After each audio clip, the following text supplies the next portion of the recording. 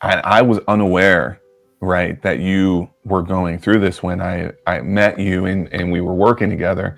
I recall as a musician, you've actually done performances and recordings. So that must have been a huge learning curve and obstacle overcoming, that strain on your voice, and to come out on the other side of it and be able to help folks that might be constrained. So if they're listening to this now, Haas, what's one identifier that they could kind of self-assess and say, hey, that sounds like me. I kind of sound like I have a similar thing that I have to work up and work through. How do they identify?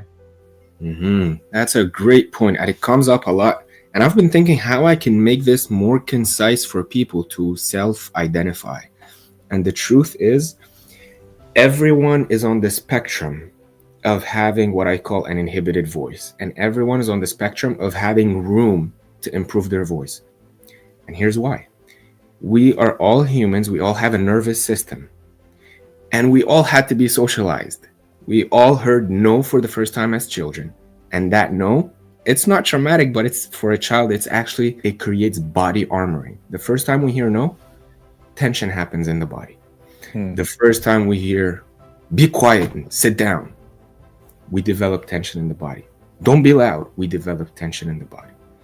And that's the most basic that almost everyone experiences. And then for some people, the personality type is more prone to tension specifically in the voice. So some people experience trauma and their voice gets more aggressive and louder and they become fighters, right? Right. And for some people, they experience trauma and they hide themselves. So that depends on the personality type, the predisposition. When I was 12 years old, I remember I just mentioned this story in a YouTube video. I was sitting in a class and the teacher was trying to explain something very difficult for him to explain.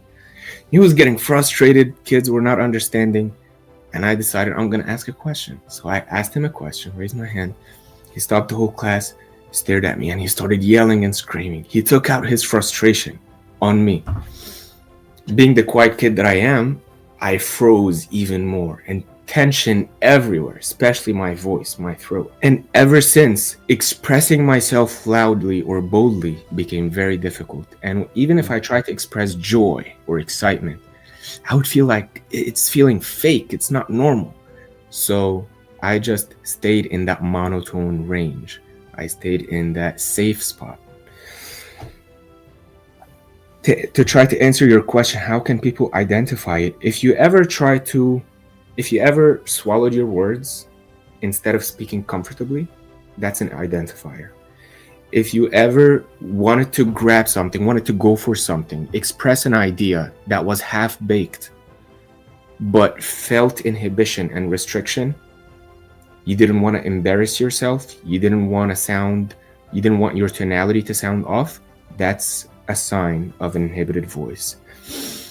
If you ever say things and you say them in tonalities that are not the right tonalities, if you ever say things and you regret saying them later, these are signals that you have an inhibited voice. So I'll tell a story of, I was speaking to my brother and he started to see all my videos on Instagram and he was telling me, what does it mean to open up your voice?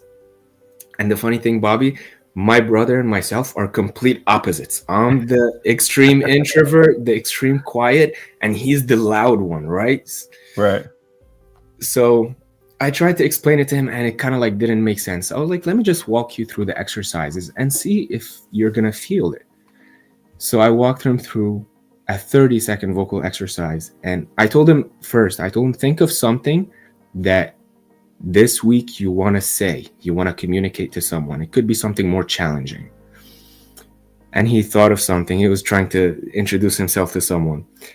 And I told him, okay, so what are you going to say? And whatever he said. But we did the vocal exercises for 30 seconds to 60 seconds. And I was like, okay, now imagine yourself in the situation and introduce yourself. Right. And what came out of his mouth was something completely different. It was way more beautiful, way more graceful, because he released the tension from this bottleneck. So our inner world, our inner desires and tendencies. And then to communicate it to the outside world, we need this bottleneck to be open and functioning to serve us.